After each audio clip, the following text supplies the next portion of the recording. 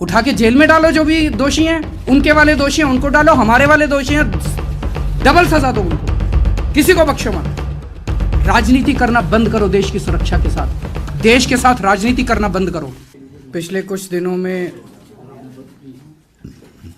दिल्ली के कुछ इलाकों में जो हिंसा की घटनाएं घटी हैं उसको लेके हम सब लोग चिंतित हैं, और दिल्ली सरकार की तरफ से जो कदम हम उठा सकते थे हमने पिछले कुछ दिनों में उठाए हैं। मैंने पिछले कुछ दिनों में कई बार ये कहा भी है कि इसमें सबका नुकसान हुआ है, हिंदुओं का भी नुकसान हुआ, मुसलमानों का भी नुकसान हुआ, हमारे पुलिस के भी बहुत सारे कर्मचारी जो हैं, पुलिस वाले जो हैं वो ज़ख्मी हुए। एक पुलिस हेड कांस्टेबल रतनलाल जी की मौत हो गई, एक आईबी ऑफिसर की मौत हो गई। तो इस किस्म की घटनाओं का, इस हिंसा का से किसी को फ़ायदा नहीं हुआ।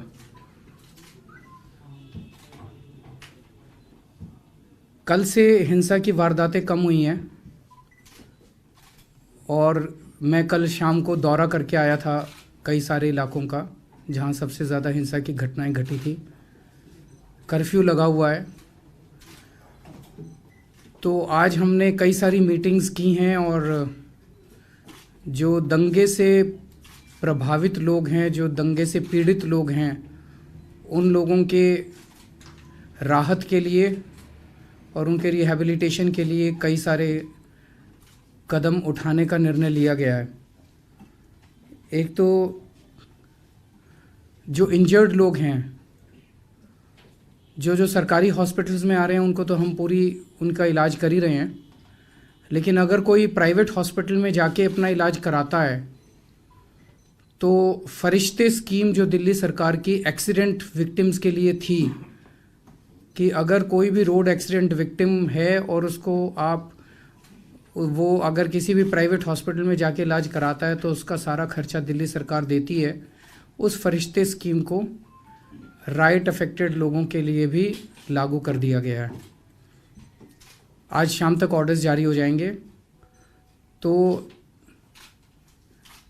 अब जो भी लोग अपना इलाज, राइट अफेक्टेड लोग जो हैं, जो अपना इलाज, उसमें हमने क्राइम अफेक्टेड लोग भी और राइट अफेक्टेड लोग भी दोनों के लिए जारी कर दिया है कि जो लोग भी अपना प्राइवेट अस्पताल में इलाज कराएंगे तो हॉस्पिटल को रिइंबर्समेंट दिल्ली सरकार कर देगी, उनके इलाज का कोई खर्चा नहीं लगेगा। तो जो लोग इलाज करा के चले गए वो तो चले गए, लेकिन अभी जो लोग प्राइवेट में अभी जिनका इलाज चल रहा है उनको इसका फ़ायदा मिलेगा, या आगे अगर कोई भगवान ना करे और कोई दुर्घटना हो तो उनको भी इसका फ़ायदा मिलेगा। दूसरा, कर्फ्यू वाले एरियाज़ के अंदर कुछ लोगों को मुझे पता चला था कि दिक्कत आ रही है क्योंकि कर्फ्यू की वजह से वो लोग निकल नहीं पा रहे। वहाँ पे हम दिल्ली सरकार खाना पहुँचाने का इंतज़ाम शुरू कर दिया आज से, और इसमें हम NGOs की मदद ले रहे हैं, RWAs की मदद ले रहे हैं, local MLAs, councillors, public representatives, उनके ज़रिए हम खाना पहुँचाने की कोशिश कर रहे हैं। Round the clock helpline numbers जारी किए जा रहे हैं रिलीफ और रिहैबिलिटेशन के लिए। वो नंबर्स की डिटेल्स हम आप लोगों को अभी दे देंगे। और SDMs को नोडल ऑफिसर नियुक्त किया गया इन सभी हेल्प डेस्क्स के लिए। ये जो अफेक्टेड एरियाज़ हैं इसमें 6 SDMs हैं अभी, और 12 SDMs को और नियुक्त किया जा रहा है। तो टोटल इस एरिया में 18 SDMs हो जाएंगे, ताकि और गहन तरीके से यहाँ पे रिलीफ और रिहैबिलिटेशन मेजर्स इम्प्लीमेंट किए जा सकें। 4 नाइट मजिस्ट्रेट्स की नियुक्ति की जा रही है, जो रात को भी अगर ज़रूरत पड़ेगी किसी तरह के रिलीफ की तो वो प्रोवाइड करेंगे।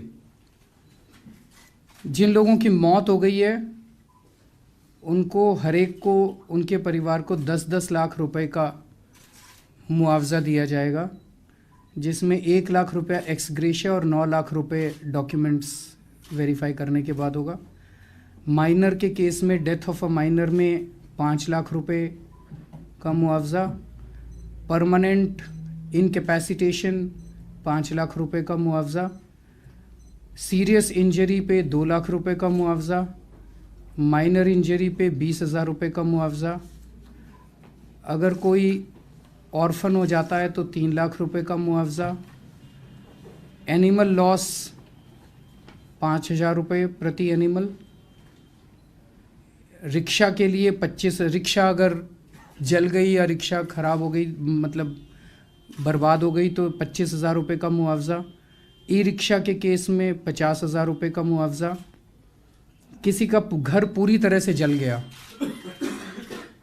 तो 5 लाख रुपए का मुआवज़ा, और अगर कोई किराएदार था तो 1 लाख रुपए किराएदार को उसके बिलोंगिंग्स के लिए और 4 लाख रुपए मकान मालिक को घर जलने के लिए।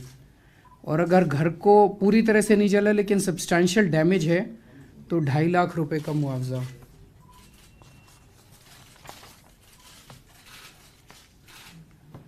और कॉमर्शियल यूनिट दुकान वगैरह अगर किसी की जल जाती है तो 5 लाख रुपए तक का मुआवज़ा जो अनइंश्योर्ड है। जिन लोगों के घर पूरी तरह से जल गए या सब्सटैंशियल जल गए और उनको इमीडिएट राहत की ज़रूरत है, क्योंकि ये सब कागज़ी कार्रवाई में थोड़ा सा समय लग सकता है, जिन लोगों को इमीडिएट ज़रूरत है उन्हें 25,000 रुपये का एक्स ग्रेशिया तुरंत दे दिया जाएगा ताकि उनकी ज़िंदगी सुचारू रूप से चल सके। जैसे मैंने कहा कि हेल्पलाइन भी है, ऑफिसर्स के दफ्तर भी हैं, लेकिन एक ऐप भी डेवलप किया जा रहा है, एक आध दिन में वो जारी कर दिया जाएगा, जिसके ज़रिए लोग अपने यहाँ पे इसमें अपने क्लेम दाखिल कर सकते हैं और उसके बाद उनको बुला के उनसे सारे डॉक्यूमेंट्स भरवा लिए जाएंगे। कई लोगों के जिनके घर पूरी तरह से जल गए, उनके ID card, Aadhaar card, community certificate, income certificate, property deeds वगैरह जल गए होंगे, तो उसके लिए स्पेशल कैंप्स रेवेन्यू डिपार्टमेंट लगाएगा जगह जगह पे, ताकि उनको ये कागज़ दोबारा बनवाने में दिक्कत ना हो। ईस्ट दिल्ली म्यूनिसिपल कॉरपोरेशन को कहा जा रहा है कि उस एरिया में, मैं जब कल गया था, चारों तरफ पत्थर पड़े हुए थे, चारों तरफ जले हुए, तो उस एरिया की सफाई के लिए तुरंत कार्रवाई करे। मोहल्ले के लेवल पे हर जगह पीस कमिटीज़ बनाई जा रही हैं। इसमें बहुत सारे लोगों की दुकानें जल गई जो हो सकता है उनके पास इंश्योरेंस हो, बहुत सारे लोगों के व्हीकल्स जल गए जिनके पास हो सकता है इंश्योरेंस हो। तो फाइनेंस डिपार्टमेंट को कहा गया कि इंश्योरेंस कंपनीज़ के साथ टाई अप करके अगर इंश्योरेंस कंपनीज़ भी वहाँ पे कैंप लगा के और इसको जल्द से जल्द लोगों के क्लेम्स को सेटल कर सके। दिल्ली फाइनेंस कॉरपोरेशन को कहा जा रहा है कि जिन लोगों की दुकानें और रोज़गार ख़त्म हो गए उनको इजी टर्म्स के ऊपर सब्सिडाइज्ड लोन्स दिए जा सकें। कई बच्चों की किताबें जल गई, तो उस इलाके के स्कूलों में कहा जा रहा है कि उन बच्चों को, चाहे प्राइवेट स्कूल के हों चाहे सरकारी स्कूल के हों, बच्चों को किताबें और यूनिफॉर्म्स फ्री में प्रोवाइड की जाएंगी। और जो बच्चे अभी सीबीएसई और आईसीएसई बोर्ड के एग्ज़ाम देने वाले थे और इस वजह से नहीं दे पाए, उनकी लिस्ट बना के इन दोनों बोर्ड्स को भेज दी जाएगी और बोर्ड ने कहा है उन लोगों ने कि इनकी दोबारा परीक्षा का वो इंतज़ाम करेंगे। तो ये सारे एफर्ट्स हैं। जीटीबी हॉस्पिटल में ज़्यादातर जो घायल, मैं ख़ास तौर से सरकारी हॉस्पिटल्स जो हमारे हैं उनको उन्होंने बहुत शानदार काम किया, सभी डॉक्टर्स ने बहुत शानदार काम किया। मैं खुद भी गया था, कई सारे हॉस्पिटल्स में कई बार गया था और रात दिन मेहनत की है डॉक्टर्स ने भी और सभी कर्मचारियों ने, पैरामेडिक स्टाफ ने। बहुत ज़्यादा प्रेशर था उन लोगों के ऊपर और उन सब लोगों को मैं बधाई देना चाहता हूँ। पार्टी के पार्षद ताहिर हुसैन के ऊपर भी सवालों के घेरे में है कि उनकी छत पर पेट्रोल बम और पत्थर काफी मिले हैं। सख्त एक्शन लो। आपने क्या किया? सख्त एक्शन लो उस पर। मेरे पास पुलिस नहीं है, अगर पुलिस होती तो हम भी सख्त एक्शन लेते। मेरा अपना ये मानना है कि देश की सुरक्षा को लेके और जो इस तरह के दंगे होते हैं, मैं ये सुबह से देख रहा हूँ, इसके ऊपर राजनीति नहीं होनी चाहिए। आम आदमी पार्टी का है कोई, या बीजेपी का है, या कोई कांग्रेस का है। जिन जिन लोगों ने दंगों को उकसाने की कोशिश की, जिन जिन लोगों ने दंगे करवाए, उनको बख्शा नहीं जाना चाहिए, चाहे कोई भी हो, चाहे मेरे मंत्रिमंडल में कोई है, किसी को नहीं छोड़ना है। उनके खिलाफ सख्त से सख्त एक्शन लो। उस पर आप बयान क्या पूछ रहे हो लोगों से? आपका क्या कहना है जी? आपका क्या कहना है जी? आपका क्या कहना है जी? कहने से दंगे वालों को सजा मिलेगी क्या? इससे सजा मिलेगी? ऐसे ऐसे क्रिमिनल जस्टिस सिस्टम चलेगा हमारा? उठा के जेल में डालो जो भी दोषी हैं, उनके वाले दोषी हैं उनको डालो, हमारे वाले दोषी हैं डबल सजा दो उनको, किसी को बख्शो मत।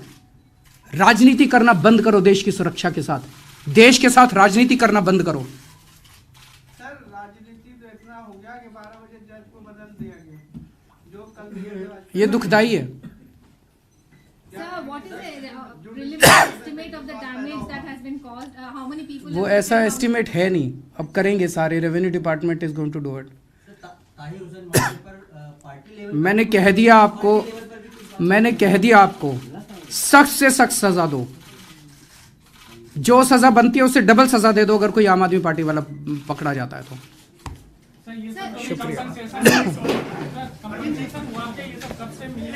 ये तुरंत हम कोशिश करेंगे, एक्स ग्रेशिया तो जल्दी से जल्दी देंगे, और जो खाना देने का वो चल रहा है शुरू से। एक सवाल होता है